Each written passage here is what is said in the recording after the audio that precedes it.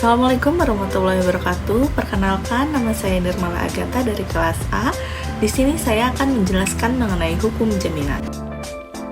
Menurut Sri Sodewi, mengumumkan pengertian hukum jaminan adalah mengatur konstruksi yuridis yang memungkinkan pemberian fasilitas kredit dengan menjaminkan benda-benda yang dibelinya sebagai jaminan. Dasar hukum dari hukum jaminan di Indonesia terdapat pada pasal 1131 Kitab Undang-Undang Hukum Perdata menyatakan bahwa segala kebendaan si berhutang, baik yang bergerak maupun tidak bergerak, baik yang sudah ada maupun yang baru, akan ada di kemudian hari menjadi tanggungan untuk perikatan perseorangan. Dari rumusan pasal 1131 dan 1132 KUH Perdata, dapat disimpulkan bahwa terdapat dua macam bentuk jaminan, yaitu yang pertama adalah jaminan umum. Definisi dari jaminan umum adalah jaminan yang diberikan bagi kepentingan semua kreditur yang menyangkut semua harta kekayaan debitur. Adapun ciri-ciri dari jaminan umum adalah yang pertama, para kreditur mempunyai kedudukan yang sama atau seimbang, artinya tidak ada yang didahulukan dalam pemenuhan piutangnya dan disebut sebagai kreditur konkuren. Kemudian yang kedua, ditinjau dari sudut haknya. Para kreditur konkuren mempunyai hak yang bersifat perorangan, yaitu hak yang hanya dapat dipertahankan terhadap orang-orang tertentu. Selanjutnya, yang ketiga adalah jaminan umum timbul karena undang-undang. Artinya, antara para pihak tidak diperjanjikan terlebih dahulu. Dengan demikian, para kreditur konkuren secara bersama-sama memperoleh jaminan umum berdasarkan undang-undang. Yang kedua adalah jaminan khusus. Bentuk jaminan khusus muncul sebagai usaha untuk mengatasi kelemahan yang ada pada jaminan umum. Dalam pasal 1132 Kitab Undang-Undang Hukum Perdata, terdapat kalimat yang berbunyi, kecuali di antara para kreditur ada alasan-alasan yang sah untuk didahulukan. Dengan adanya kalimat tersebut, dalam pasal 1132 Kitab Undang-Undang Hukum Perdata, terdapat kemungkinan diadakan perjanjian yang menyimpang dari pengaturan jaminan umum. Bentuk jaminan khusus ditentukan secara terbatas dan tegas pada pasal 1133 Kitab Undang-Undang Hukum Perdata, menyatakan bahwa hak untuk didahulukan di antara orang-orang berpiutang terbit dari hak istimewa, dari hak gadai dan hipotek. Jadi adanya alasan untuk dapat didahulukan dapat terjadi karena ketentuan undang-undang. Dapat juga terjadi karena diperjanjikan antara debitur dan kreditur. Kemudian menurut Firda Husni Hasbullah, manfaat atau kegunaan dari jaminan khusus adalah yang pertama, jaminan khusus dapat menjamin terwujudnya perjanjian pokok atau perjanjian hutang piutang. Yang kedua, jaminan khusus melindungi kreditur dari kerugian jika debitur wan prestasi. Yang ketiga, menjamin agar kreditur mendapat pelunasan dari benda-benda yang dijaminkan.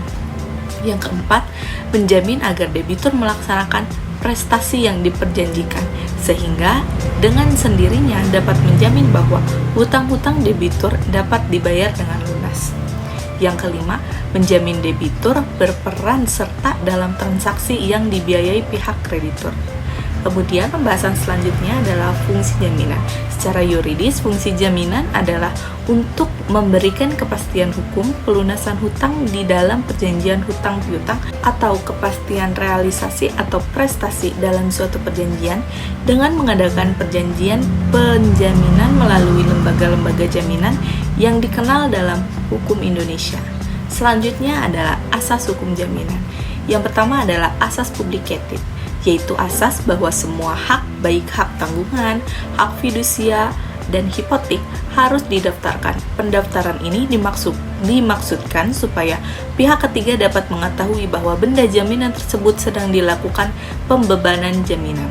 Kemudian yang kedua adalah asas specialitet, yaitu bahwa hak tanggungan, hak fidusia, dan hipotek hanya dapat dibebankan atas persil atau atas barang-barang yang sudah terdaftar atas nama orang tertentu. Yang ketiga adalah asas tidak dapat dibagi-bagi, yaitu asas dapat dibaginya hutang tidak dapat mengakibatkan dapat dibaginya hak tanggungan, hak fidusia, hipotek, dan hak gadai, walaupun telah dilakukan pembayaran secara sebagian. Yang keempat adalah asas iben zitteling, yaitu barang jaminan berupa hak gadai harus berada pada penerima gadai. Yang kelima adalah asas horizontal, yaitu bangunan dan tanah bukan merupakan satu kesatuan. Hal ini dapat dilihat dalam penggunaan hak pakai, baik tanah negara maupun hak milik. Bangunannya milik dari yang bersangkutan atau pemberi tanggungan, tetapi tanahnya milik orang lain. Kemudian yang selanjutnya adalah dasar hukum. Dasar hukum pengaturan hukum jaminan dapat dibedakan jadi dua. Yang pertama terdapat dalam buku 2 KUH Perdata pasal 1150 sampai 1161 tentang gadai, selanjutnya pasal 1162 sampai 1232 tentang hipotek. Yang kedua di luar KUH Perdata. Yang pertama ada Undang-Undang Nomor 5 Tahun 1960 tentang UPA, Undang-Undang Nomor 4 Tahun 96 tentang hak tanggungan, Undang-Undang Nomor 42 Tahun 99 tentang jaminan fidusia, Undang-Undang Nomor 21 Tahun 92 tentang pelayaran, Undang-Undang Nomor 9 Tahun 2011 tentang perubahan atas Undang-Undang Nomor 9 Tahun 2006 tentang sistem resi gudang. Yang terakhir terdapat sifat perjanjian jaminan. Keberadaan perjanjian jaminan tidak dapat dilepaskan dari adanya perjanjian pokok. Perjanjian pokok yang mendahului lahirnya perjanjian jaminan umumnya berupa perjanjian kredit, perjanjian pinjam-meminjam, atau perjanjian utang piutang. Perjanjian utang piutang sebagai konsekuensi dari perjanjian asesoir, maka keberadaan perjanjian jaminan mempunyai akibat hukum diantaranya. Yang pertama, adanya atau timbulnya bergantung pada perjanjian pokok. Yang kedua, hapusnya juga bergantung pada perjanjian pokok. Yang ketiga, jika perjanjian pokok batal, maka perjanjian lainnya pun ikut batal. Yang keempat, perjanjian tambahan ikut beralih dengan beralihnya perjanjian pokok. Baik teman-teman, terima kasih sudah menyimak video ini. Mohon maaf bila ada kesalahan atau kekurangan. Wassalamualaikum warahmatullahi wabarakatuh.